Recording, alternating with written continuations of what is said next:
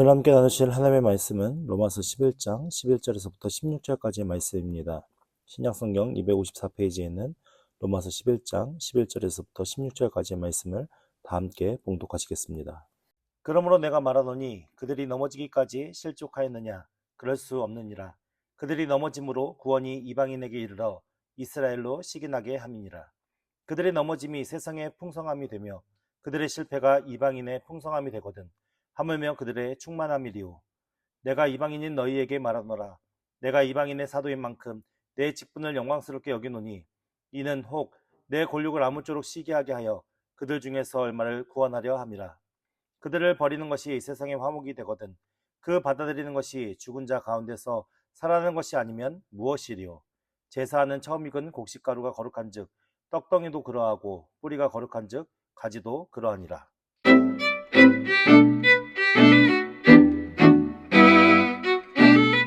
11장의 말씀, 우리가 앞부분 1절부터 10절 말씀을 잠깐 요약해 드리자면 1절 말씀에 그러므로 내가 말하노니 하나님이 자기 백성을 버리셨느냐? 그럴 수 없느니라. 가는 지금 바울 시대의 이스라엘 백성의 어떤 모습을 보면 예수 그리스도의 복음 안에서 성공한 것 같습니까? 실패한 것 같습니까? 실패한 모습이죠. 왜냐하면 거의 대부분 예수님을 주로 시인하지 못하고 복음을 받아들이지 못하고 있기 때문에. 근데 그 이스라엘 백성들을 그러면 하나님께서 그냥 무작정 버려두신 것이냐? 그렇지 않다라는 것이죠. 그 예를 어떤 예로 들어서 설명하냐면 엘리야 시대 때 있었던 예를 들어서 설명합니다. 엘리야가 그렇게 갈멜산 전투에서 승리를 거두었지만 결국 이세벨의 협박에 낙심하게 되고 좌절하게 돼서 하나님 앞에 저밖에 이제 남은 사람이 없습니다. 어떡하겠습니까? 라고 호소했을 때 하나님께서 뭐라 얘기하면 내가 나를 위하여 바알에게 무릎 꿇지 아니한 사람 7,000명을 남겨두었다. 그러니까 엘리야의 눈에는 그 7,000명이 보였습니까? 안 보였습니까? 보이지 않았습니다. 마치 자기 혼자만 믿음을 지키고 하나님의 뜻을 지키고 있는 것처럼 그렇게 생각했지만 하나님은 어떻게 하셨다고 하시죠? 이 바알에게 무릎 꿇지 않은 7,000명을 남겨두셨다 하시면서 그렇게 암흑기였던 이스라엘의 그 시기 가운데서도 하나님을 신실하게 섬기는 자들이 있었다라는 것을 알려주셨습니다. 그러니까 그 엘리야 시대 때도 그렇게 하셨음에도 불구하고 오늘날 이스라엘 백성에게는 그렇게 안 하겠느냐? 이걸 반문하는 거죠. 그러면서 그 이스라엘 가운데서도 하나님께서 남은 자들을 두셨고 그들을 통해서 하나님께서 또 일하고 계신다라는 것을 지난주에 이제 말씀을 통해서 우리가 확인해 보는 거죠. 근데 그 이스라엘 백성들이 실패하게 된 결정적인 계기가 뭐라고 말씀드렸죠? 네, 눈에 보이는 것에만 집착했기 때문에 봅니다. 눈에 보이는 재물, 눈에 보이는 명예, 눈에 보이는 다른 사람의 시선. 그러니까 신앙이 하나님을 인지하면서 자신이 하나님 앞에 어떻게 주님 앞에 가까이 그 하나님을 사랑하며 그 하나님 앞에 진실된 마음으로 설까라는 것에 대해서 고민하고 염려하면서 자신의 삶을 세웠던 것이 아니라 결국 눈에 보이는 것에 집착하다 보니까 신앙의 모습, 모든 삶의 모든 모습들이 다른 사람과 비교하면서 다른 사람에게 보여주기 위한 신앙, 다른 사람에게 나타내주기 위한 믿음, 이렇게 변질되어 버렸으니까 그들이 진짜 율법을 받은 참된 의미를 깨닫지 못하고 결국은 그들이 실패하는 것처럼 지금 보일 뿐이다 라고 설명하는 것입니다. 그러면서 오늘 말씀으로 돌아보면 11절 말씀에 그러므로 내가 말하노니 그들이 넘어지기까지 실족하였느냐? 그럴 수 없느니라. 그들이 넘어짐으로 구원이 이방인에게 이르러 이스라엘로 시기나게 함이니라. 바울이 지금 뭐라고 고백하냐면 그들이 넘어지기까지 실족하였느냐라는 표현을 씁니다. 결국 이스라엘이 넘어져서 완전히 망해서 더 이상 회복할 수 없는 상태까지 그들이 넘어졌느냐라고 묻는 것입니다. 근데 지금 이스라엘의 모습은 그런 모습으로 비춰볼 수 있는 상황이잖아요. 그럼에도 불구하고 바울은 어떤 확신이냐면 이스라엘이 완전 무너져서 더 이상 복음 안에서 완전 버림받은 그 백성이 아니라 언젠가는 회복될 거야. 완전히 넘어지고 실족한 게 아니다라는 것을 지금 의미를 담아서 지금 반문하고 있는 것입니다. 그럴 수 없느니라. 그들이 넘어짐으로 구원이 이방인에게 이르러 이스라엘로 시기나게 함이니라. 그러니까 결국 이 표현 말씀 속에는 어떤 의미가 담겨져 있습니까? 이스라엘이 복음 안에서 실패하고 넘어졌기 때문에 구원이 이방 민족에게 흘러나가서 이방 민족이 예수님으로 인하여 풍성한 복을 누리고 있지 않냐? 지금 이 표현을 담고 있는 거죠. 그렇다면 우리가 반문해서 생각해 볼 수 있는 게 뭐냐면 이스라엘이 넘어지지 않았다면 이방인에게 복음이 증거되지 않았을까요? 그건 또 아니겠죠. 왜냐하면 하나님의 계획은 하나님의 어떤 복음의 은혜의 역사들은 이미 구약 때부터 많은 이방인들에게 복음이 증거될 거라는 것을 미리 예언한 말씀들이 있지 않습니까?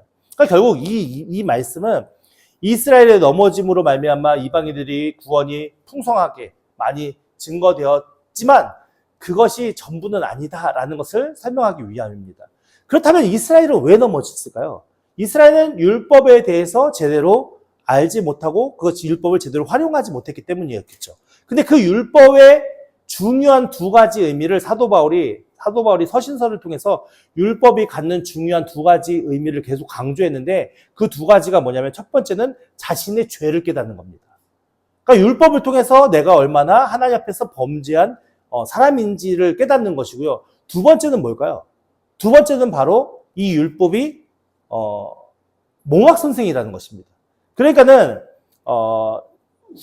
아버지의 상속자인 자가 처음에는 종과 같이 이제 누군가의 도움을 받아 살다가 성인이 될 때까지는 어쨌든 그 상속을 받지 못하고 있는 상황이거든요. 그러니까는 그 아이가 성장할 때까지 옆에서 도와주는 종이 있어요. 그것이 그 사람이 몽학 선생이거든요.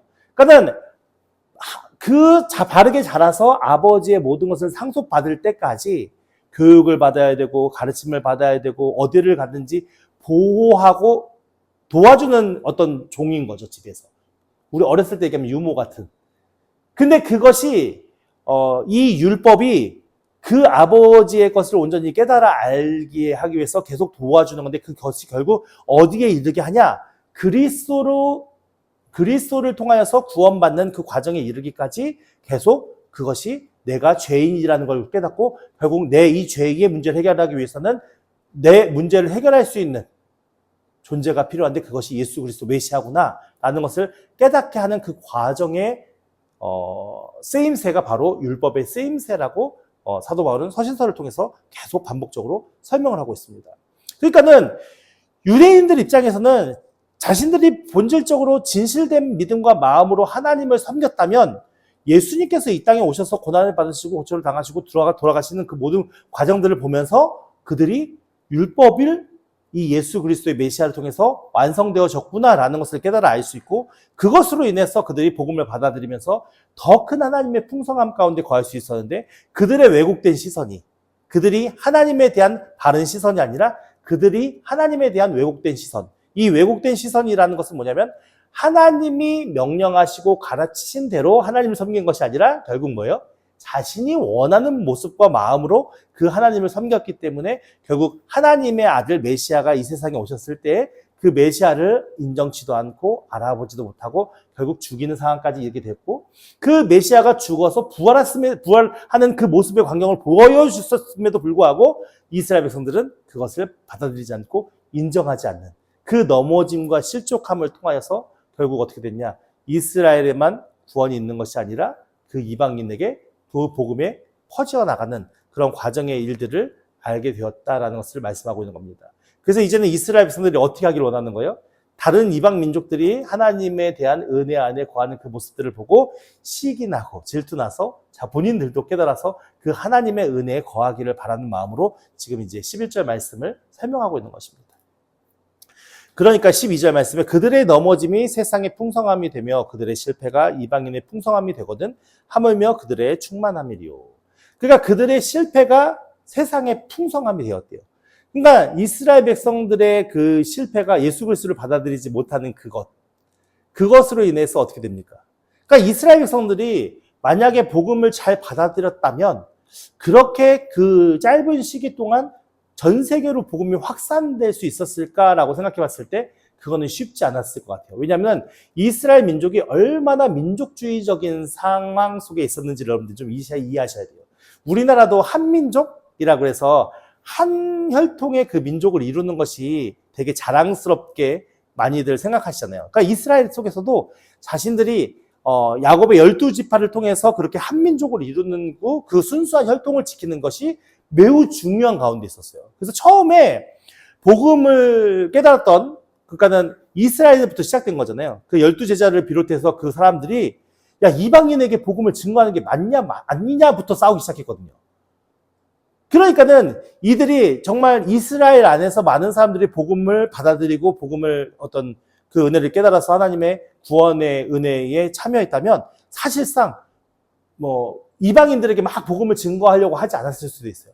근데 워낙 이스라엘 안에서 배척도 심했고, 그리고 이스라엘이 이제 로마로부터 억압과 압박을 받으니까 그들이 흩어지게 되었고, 그 흩어짐을 통해서 정말 전 세계적으로 복음이 증거되어지고 전파되어졌지 않습니까?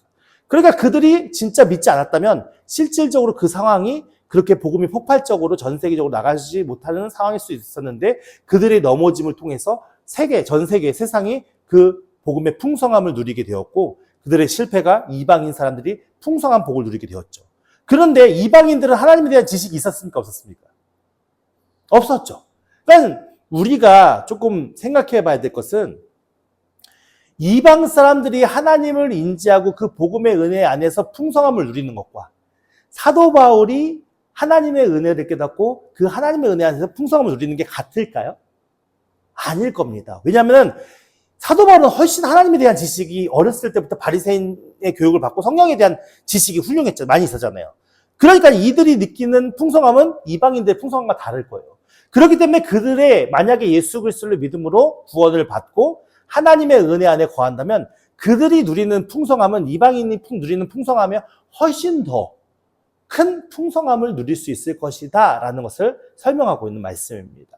그래서 13절 말씀에 내가 이방인인 너희에게 말하노니, 지금 사도 바울이 이 서신을 누구에게 보내려고 쓰는 거예요? 로마 교회에게. 근데 그 로마 교회의 대부분의 구성원들은 이방인들이었겠죠. 유대인들과 이방인들이 섞여 있겠지만 이방인들이 대부분 구성원이었을 겁니다. 이방 교회이기도 하고. 그러니까 그 이방인에게 내가 말하노니 내가 이방인의 사도인 만큼 내 직분을 영광스럽게 여기노라. 그러니까 사실은 이방인의 사도 바울이 지금 활동하고 있는 이 시기에만 해도 이방인에게 복음 전하는 것이 옳으냐 그르냐가 막 다툼이 되는 그 시기였는데, 그래서 사도 바울이 결국에는 나중에 죽음을 당하는 그 계기도 그것을 설명하기 위해서 예루살렘 교회에 갔다가 거기에서 또 오해가 쌓여지고 그 바울을 죽이고자 하는 무리의 세력의 관계로 인해서 잡히게 되고 재판이 회부되어지고 결국 로마까지 가게 되는 일이 겪지 않습니까? 말씀드려서 확인해 보는 것 아니겠습니까? 그러니까는 이 사도 바울이 이방인의 사도라고 자랑스럽게 이야기한다는 것은 사실 쉬운 문제가 아니었던 거예요. 단순하게 우리가 내가 복음을 잘 많이 전하잖아 이런 문제가 아니라, 내가 이방인의 사도라고 칭할 만큼 자신이 그 이방인들의 복음을 위해서 애쓰고 수고하고 모든 것들이 그 유대인들 그리스도인들에게는 좋은 모습으로 비춰지지 않았단 말이에요. 이 시대에는. 그렇기 때문에 이 표현 자체는 사실 쉽게 가볍게 쓸 수 있는 표현은 아니지만, 본인 자신이 하나님 안에서 자신이 비록 저들에게는 손가락질 당하고 그게 옳으냐 그르냐 비판받을 수는 있지만, 하나님 안에서는 이것이 얼마나 귀중하고 소중한 사명인지를 깨달아 알기 때문에 자신이 자랑스럽게 내가 이 직분을 영광스럽게 여긴다라고 고백할 수 있는, 고백을 담아서 말씀할 수 있는 것이죠. 그런 고백을 담아서 지금 내 직분을 영광스럽게 여기노니 라고 말씀하면서 뭐라고 설명하냐면 14절 말씀에 이는 혹 내 고륙을 아무쪼록 시기하게 하여 그들 중에서 얼마를 구원하려 함이라.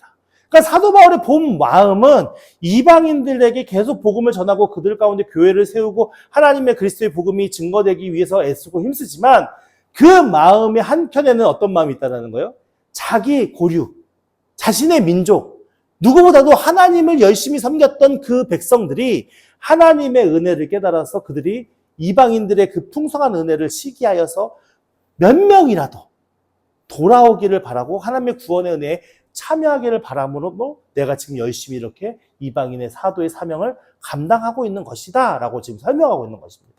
그러니까 사도 바울의 마음을 우리가 잘 느낄 수 있는 표현인 것이죠. 그러니까 사도 바울이 자신의 모든 생애의 모든 것을 걸고 이방인에게 그리스도의 복음을 증거했던 그 모든 증거의 과정들 속에는 결국 어떤 마음도 있는 거예요? 자신의 민족들이 그 이방인의 구원받음을 시기하여서 그들이 하나님의 은혜를 깨달아 예수 그리스도의 복음 안에 거할 수 있기를. 그래서 항상 이방인과 자신의 고륙을 같이 생각하는 마음으로 열심히 자신의 사명을 감당했음을 우리는 말씀을 통해서 그 사도 바울이 이스라엘 백성들을 얼마나 사랑했는지의 표현을 알 수 있는 것입니다. 15절 말씀에 그들을 버리는 것이 세상의 화목이 되거든 그 받아들이는 것이 죽은 자 가운데서 살아나는 것이 아니면 무엇이요. 그러니까는 어떻게 보면 하나님께서는 이스라엘 백성들이 예수 그리스도를 믿지 않는 그 완악함 가운데 있는 그것을 그냥 내버려 두신 거잖아요. 근데 그 내버려 두심으로 통해서 어떤 일이 벌어졌냐면은 많은 민족이 예수님의 복음을 듣게 되는 계기가 되었거든요. 그렇다면 그 이스라엘 백성들이 그 예수 그리스도를 복음을 받아들인다면 어떤 일이 벌어지겠습니까? 죽은 자 가운데서 살아나는 것이 무엇을 의미하는 걸까요? 죽은 자 가운데 살아나는 것은 부활을 의미하는 거겠죠. 그러니까는 그 예수 그리스도를 믿음으로 말미암아 그들이 부활할 수 있는 나중에 종국에 그러니까는 세계의 복음이 증거되어져서 언젠가는 이스라엘 백성들도 그 복음 안에 거할 수 있을 것인데 그 복음 안에 이스라엘 백성들이 거할 때에 그들이 죽은 자 가운데서 살아나는 그 부활의 역사심과 인도하심 가운데 같이 믿음으로 나아갈 수 있지 않겠느냐라는 거예요. 그러니까 이 말씀은 결국 무엇을 얘기하냐? 이 복음의 끝 종착에는 누가 회심할 수 있다라는 거예요? 이스라엘 백성들이 회심할 수 있다는 거예요. 이 표현이 되게 중요한데 어려운 표현 중에 하나가 무엇이냐면 이 당시에 땅끝은 어디였냐면은 스페인이었단 말이에요. 그러니까 땅끝으로 가면은 스페인까지밖에 못 간다고 생각한 거예요. 왜냐면 그 다음부터는 바다니까. 그러니까는 이 사도 바울이 생각할 때는 이 제자들이 생각할 때는 땅끝까지 이르러 내 복음을 증거하라라는 그 표현 자체는 하나님의 명령을 받았을 때 그들이 서바나, 그 당시에 서바나 지역까지만 가면 복음이 다 증거되지 않겠냐 생각했는데 오늘날 우리는 알잖아요. 지구가 동그랗다는 것을. 그러니까 복음의 시작이 예루살렘이라면 복음의 그 땅끝까지 이르러 증거된다는 그 복음의 끝이 어디겠습니까? 다시 예루살렘이 되는 거죠. 그래서 오늘날 선교학자들이 이야기하는 메시지는 무엇이냐면 주장하는 바는 무엇이냐면 복음이 땅끝까지 이르러 증거된다는 것은 이스라엘에서 복음이 시작되었기 때문에 결국 마지막은 이스라엘에서 끝나는 게 하나님의 복음이 마무리되는 예수 그리스도 재림하시는 그때가 그 시기가 이루어지지 않겠느냐 하면서 지금 열심히 이스라엘에서 전도를 하고 선교하는 선교사님들이 많이 계시거든요. 그러니까 사도 바울은 지금 그 말씀을 하는 거예요. 지금 모든 자들이 그들의 이스라엘의 그 어떻게 보면 하나님의 버려두심을 통해서 정말 전 세계에 복음이 선포되어졌고 그들이 그 풍성함을 누리고 있고 그것이 결국에는 마지막 종말의 때 우리가 부활할 종말의 그때에 예수 그리스도가 이 세상에 오셔서 마지막을 맞는 그때가 되면 그들조차도 그 복음의 은혜 안에 거할 수 있지 않겠느냐 이 표현을 사용하고 있는 거거든요. 그러니까는 사실은 그 당시에 가지고 있던 천체지구학 관점에서는 절대 이 표현이 나올 수가 없는 거죠. 그럼에도 불구하고 사도 바울은 무엇을 믿었던 거예요? 자신의 고륙인 이스라엘 백성들이 언젠가는 하나님께서 그냥 버려두심에 끝나는 것이 아니라 언젠가는 하나님께서 돌아오게끔 하실 것이다라는 그 믿음을 담아서 한 고백인 것이죠. 그러면서 16절 말씀에 제사는 처음 익은 곡식가루가 거룩한즉 떡덩이도 그러하고 뿌리가 거룩한즉 가지도 그러하니라. 이 말씀은 민수기에 있는 말씀을 배경으로 하고 있는데 민수기 15장 17절에서 21절까지 말씀에 이제 인용해서 말씀하고 있는 거예요. 이 얘기가 무엇이냐면 우리가 대표 하나가 하나님께 바쳐지면 나머지도 다 그렇게 하나님 앞에 인정받아서 거룩하다라는 표현인 거예요. 그러니까는 제사는 처음 익은 곡식은 아니고 원래 추수에서 처음 익은 곡식을 하나님 앞에 거룩하게 드리면 나머지조차도 다 거룩하게 인정받는 그 말씀인데 제사는 처음 익은 곡식가루가 하나님 앞에 드렸으니까 거룩하졌죠. 그러니까 그 곡식으로 말미암아 그 빵 곡식으로 말미암아 만들어진 떡도 어떻게 하는 거예요? 거룩한 거예요? 안 거룩한 거예요? 거룩한 거예요. 하나님께서 거룩하다고 인정하시니까. 그러니까 이 논리를 다시 한번 어디에 비유를 하냐면 식물에 비유를 해서 뿌리가 거룩하면 그 뿌리에서 자라는 가지도 어떻게 자라는 거예요? 거룩하죠. 왜냐하면 뿌리에서 올라오는 영양분을 먹으니까. 그러니까 이 말씀은 결국 무엇을 얘기하냐? 이 제사는 처음 익은 곡식. 처음 익은 곡식은 결국 처음 하나님을 만난 사람이 누구예요? 하나님의 부름받은 사람. 아브라함을 우리가 생각할 수 있잖아요. 아브라함을 통해서 이스라엘 민족이 세워졌으니까. 처음 익은 곡식은 믿음의 선조 아브라함, 그들의 믿음의 조상이었던 그들의 이스라엘의 시초였던 그 아브라함과 그들이 하나님 앞에 거룩함을 입은 자들이잖아요. 그렇기 때문에 그 민족 자체, 후손들도 나중에는 정말 그 거룩함을 입을 수 있다라는 것을 증명하기 위한 설명이고, 그들이 믿는 그 뿌리가 누구를 얘기하는 겁니까? 하나님을 믿는 거잖아요. 이방신을 섬기는 것이 아니라. 그 하나님 안에 있기 때문에 그들도 언젠가는 그 가지도 거룩하게 될 수 있다라는 것을 말씀하고 있는 겁니다.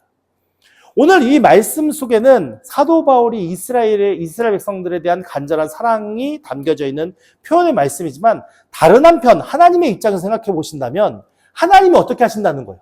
하나님께서는 하나님의 뜻과 하나님의 계획을 이루시기 위해서 이스라엘 백성의 범죄함을 내버려 두셨고, 결국 그 범죄함을 내버려 두신 것이 통하여서 모든 이방 민족에게 복음이 증거되는 통로로 쓰이게 하셨어요.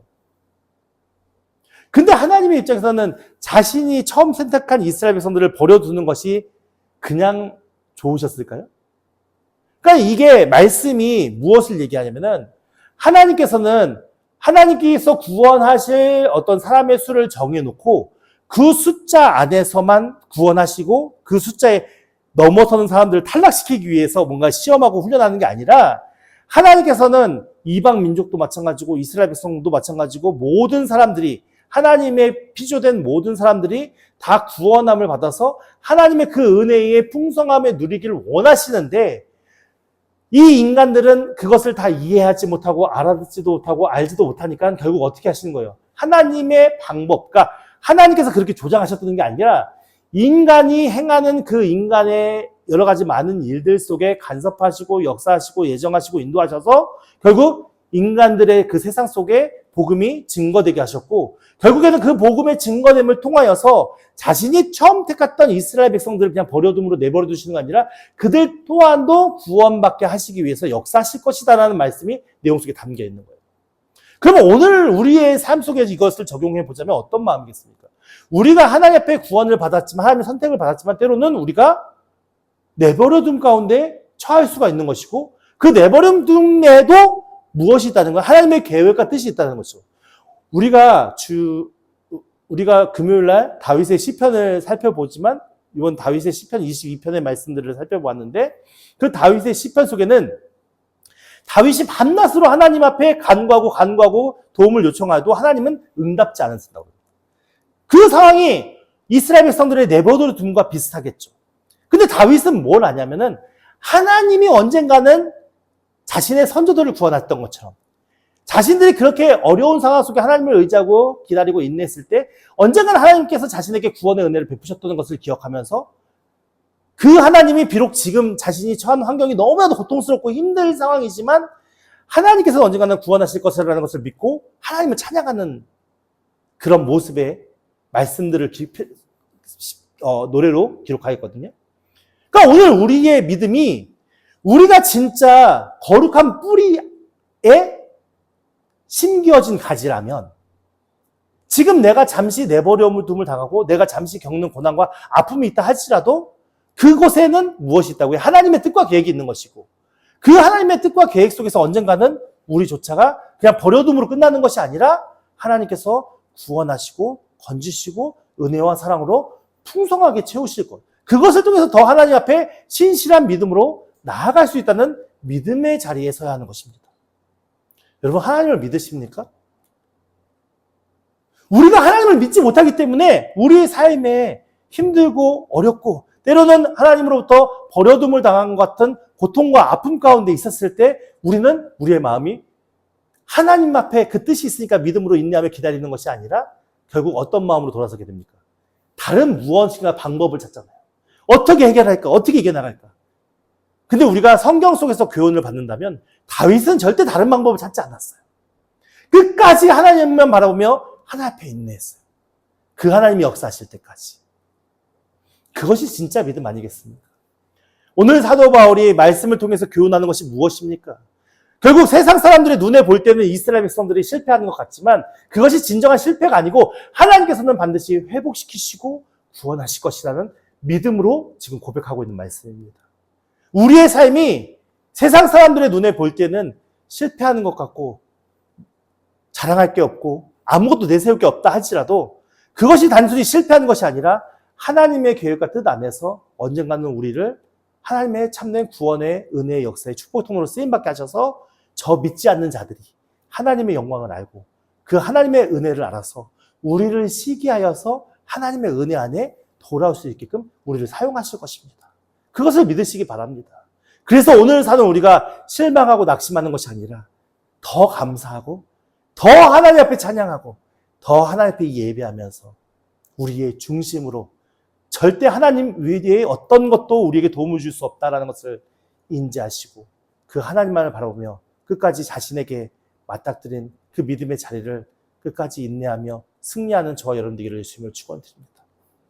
그래서 오늘 우리가 맞닥뜨리는 고난, 오늘 우리가 맞닥뜨리는 여러 가지 많은 어려운 환경들, 그것에 잠식되지 마시고 하나님의 영광을 보시기 바랍니다. 하나님의 은혜의 일을 보시기 바랍니다. 지난 과거 하나님께서 우리에게 어떠한 은혜와 은총으로 우리를 세우셨는지를 날마다 묵상하는 저희들이 되어서 그 은혜 속에서 믿음으로 끝까지 승리하여서 믿지 않는 자들이 시기할 만큼 하나님 은혜 안에서 기뻐하며 안식을 누리는 저 여러분들에게 예수님을 축원드립니다.